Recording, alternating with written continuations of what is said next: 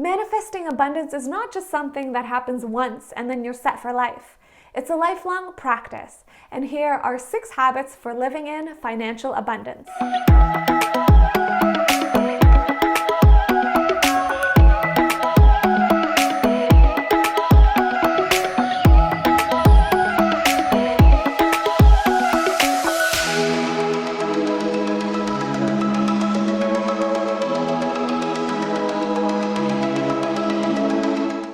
Hey guys, it's Anita. Welcome back. If you've been here before, and if you're new to my channel, welcome. These are the videos where we share ideas for living a brave, meaningful, and creative life.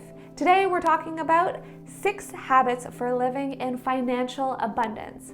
Over the years, I've done a lot of work and reading to help rewire my brain to understand money properly. What's the true purpose of money? How do you really earn money and use it in ways that are spiritually meaningful and purposeful? Here are 6 habits that will help you to stay in financial abundance no matter what your bank account will look like. Because as we've learned, being rich and wealthy is not just about how much money is in your bank account. It's about how you feel about the money you have and how you use it. And if you have a relationship with God or a higher power that is the source of all abundance in the universe, then you're really rich. So here are 6 habits to stay connected to that source of abundance. Habit number 1 is to take the word spend out of your vocabulary. I started doing this naturally the more that I was spending time with God and really looking at, what is the purpose of this money? And I found that the word spend was very, we'll just say old school. Spending is like when I spend my energy, it's gone. I have to stop, rest, take 2 days off from everyone and just recuperate my energy. But money is not like that. Money, when it's put out into the world, it keeps working. It never stops working. So I like using words like investing my money, distributing, allocating, sharing my money, giving my money. These are words that have a different energy to them. Plus, they're words that most people don't use, which I like because it just keeps me in the right frame of mind. So I don't use the word spend anymore. If anything, I use the word use. I am going to use this amount of money for this purpose, and it is a conscious choice. I think that's the other thing that I just love about not using the word spend. Spend almost feels like it's out of your control. When you're feeling spent, if you get to a point where you're actually so exhausted that you feel spent, it's almost like you're being acted upon, right? You didn't have a choice. You were forced to work for 12 hours that day. Whereas with money, we don't want to get to a point where we're just it's a lifeline. We want to consciously be using our money. So take the word spend out, and that is already an instant reframing of your abundance. Habit number 2 is to stay centered, calm, and grateful whenever you check your bank accounts. This is very powerful because there's a lot of emotion connected to money. Whenever we're feeling lack or afraid of money, it's an emotion, and that emotion is energy and motion in our bodies, and it's how our brains are wired. And if we keep firing these synapses of worry, fear, and lack in our brain, then we're just reinforcing the habit. So there could be many, many digits in your bank account balance, but if you are used to always feeling fear whenever you log in to check your statements or pay bills, you're going to feel that fear no matter how much money is in that. So what we want is to progressively retrain our entire system, our physiological system, to trust, to be calm, and even to be grateful no matter how much we see in the bank account balance. Now, similar to changing our words, you'll also want to think of it as no longer your bank account, or my money is no longer my money in my bank account. It's God's money in God's bank account, which He has just entrusted to me to use in the world. So I always make a point to feel calm whenever I'm checking my bank balances. Sometimes I'm a little bit wobbly, and that's when I try to take a deep breath and remember that this is not even my money. This is just God's money that He's entrusted to me. And even if you're nervous when you're logging into your bank accounts, I challenge you, do not sign out of your bank account statements, or do not stop looking at your bills until you have said a prayer, until you have reminded yourself that this is a practice, and learning to trust that God's got me, that God's taking care of me, that there's more than enough money in the world for all of us. So it's really a practice of being aware of your emotions and how you're feeling when you are dealing with your money. Habit number 3 is to say a prayer whenever you use money for goods or services, aka whenever you buy things. So this again is about changing the emotion and the energy behind how you use your money. I grew up with an attitude of money is very precious, and even when we can save a few pennies or save a few dollars, it's always important and it's always better to save. But as I've learned and grown in my own understanding of money, I've realized that when we spend money, when we use money for a particular purpose, it is going to bless someone else. It's going to pay for this business's overhead. It's going to pay someone else's rent, someone else's kids' university tuition. It's just going to pay for other things for other people. When money is traded or exchanged for goods or services, it doesn't just stop. It goes to pay someone else, and then it keeps going out into the world. And also, that's how the money got to you. So money is this constantly moving energy in the world.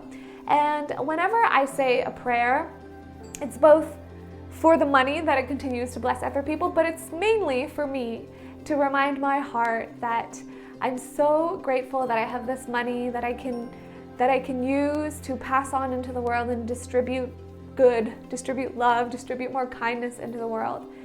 So use that attitude towards money. Make it a part of who you are. It's not nice or pleasant for anyone to be one of those people who's like hounding customer service reps and hounding managers whenever something goes wrong and you're trying to get some of your money back. I understand where that comes from, because sometimes things happen and you want to get your money back and get refunds. But in general, that should not be the way that we treat money. Money is a beautiful resource that you have been given or entrusted with to share and distribute into the world.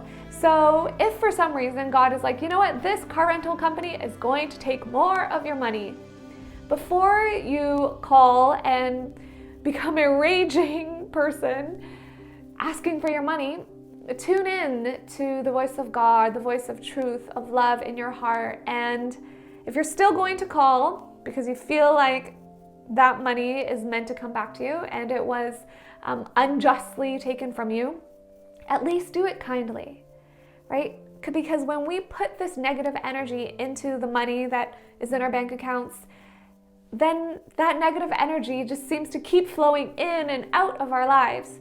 So saying a prayer anytime that you buy something, anytime that you use your money, is just a great practice to remind yourself and other people that, you know what, it's a blessing to give and to receive. Habit number 4 is to work for the joy of it, not for the money. If you have a job right now, no matter what job it is, it's a blessing because money is coming to you through it. So I have removed the phrase earning money also out of my vocabulary because I find that it's very limited in its thinking. It's the idea that if I show up and I perform at a particular level, then they are going to reward me with money. Now, that may seem like the truth, like yes, if I do perform better, they will reward me with more money, but life is a lot more nuanced than that, and just viewing my work through that lens is very debilitating. Like, I rather see my work as joy. My work is part of my contribution to life. I've got to do something with all of my time on earth, so why not work? So for me, I choose to work out of a sense of joy, gratitude, and contribution and service. I do not work to earn money. Making money, earning money, like money flowing back to me, is a byproduct of me putting in work and putting in joy, but it's not the reason that I go to work. Do you see that separation? One is all about my work for money. The other is about putting some good, some joy and positivity out into the world and recognizing that that leads to money that comes back to you. What this does is it also opens up your possibilities. It reminds your brain, your heart, your soul that there are many ways for money to flow into your life, not just through your job. So yes, receiving money is a part of life. You could call it earning money, but let's say receiving money is a part of life, but that comes from when you actually put good out into the world. So if you want to earn more, put more good out. Habit number 5 is to offer positive encouragement about money. This is especially useful when the people around you are more negative about money, or they talk about money in terms of lack and scarcity. So you might hear conversations like people talking about how rent is going up, how gas is so expensive, groceries are so expensive, companies don't pay enough, and on it goes. However, those conversations have been going on for a long time. And I've noticed that when those things come up, there are 2 options for me. I can either stay silent and just observe, or I can try to offer a little bit of positive encouragement. And these are the 2 strategies I recommend when you're dealing with situations where the people around you are negative about money or they're stuck in a lack mentality. Offer some positive encouragement. What I like to do is just remind people, well, if rent's expensive, it's great though that you have enough to pay for it because you're obviously looking for a place to rent. Or I would say things like, well, let's pray about it because if you're really meant to move somewhere where the rent is higher, then God will provide, right? It's a very faith-oriented way of looking at life, very possibility-oriented way of looking at life. And this is, for me, a much more life-giving way of living. So this is a really great strategy because lack is so wired into the way people think in modern culture and in first worlds. It really doesn't need to be, but it is. But you can be a positive light, offering people positivity and encouragement and just reminding them that there are lots of different ways that God can provide for them. They have made it this far and, maybe there's good things ahead. Habit number 6 is to give freely and give often. This is by far the most powerful habit. Give freely and give often. This means whenever an opportunity comes up to give, give. If you feel that impulse to give, just give. Don't squash it down and try to think through the logic, just give and give as often as you can. This is something I practice. I wouldn't talk about it if I wasn't practicing it because then these videos wouldn't have any integrity. I have been living a practice of giving often and giving freely. Whenever I feel that God nudge telling me hey, there's someone there, give there, or pay for that, or, just give to someone who feels like they need a little bit more kindness or for whatever reason, I try to just do it. Do I do it all the time? Sometimes. I procrastinate a bit, but if it really keeps coming back, I always do it. The reason I do this is because I know that I am training myself / God is training me to be a generous giver. We've got so much life ahead of us, and I don't want to live my life being someone who's stingy about money. I want to be a generous person, someone that's overflowing with abundance, not for my personal abundance, but for abundance for the world, right? And to make a meaningful impact on the world, and money is a part of that. So I'm actually consciously training myself to be free with my money, to give when I feel called to. Does this mean that I give to absolutely everyone? No, because you're going to learn, as you do this, you will learn to do it with discernment. You want to make sure that you're always consulting your higher power, God, the spirit within, whatever you call it right now. I call it God, but it's this higher wisdom that is guiding you in life. Consult with it and get used to listening to that voice of your intuition, the voice of truth, because it will nudge you to donate and to give to certain things, and you'll know. And this is how you also won't get scammed when people are asking for money and you're not sure about it. You really learn to do it with your heart and with your gut. So give freely, give often. It will change your life. Yes, at the beginning, it might feel really awkward. Sometimes it still feels like it for me, but that's exactly why I push through. When you push through the awkwardness, that's how you become a generous person, right? It always starts today. If you want to be someone who has $1 million to give, then you've got to get used to giving $1,000 now. And because one day you might be asked to give $10 million because God is like, here's 100 million, give 10 million of it away, right? If you want to be that big of a thinker, which I know you want to be and that you are deep inside, then stretch yourself now to give often and give freely. You don't need to tell anyone how much you're giving. You don't even need to consult anyone. When you have a relationship with God, then you know when God is asking you, okay, give. This is practice. Go, give, help that person, or help the situation, whatever it is. Then you become free, because that is real freedom. Financial security, financial abundance is not trusting in your bank account. It's trusting in God and knowing that God is providing for you through everything. So those are your 6 habits to live in financial abundance. Let me know if there are other money-related habits that you've found in your own life that have helped you to stay centered, calm, happy, joyful, and grateful about money. Thank you so much for watching.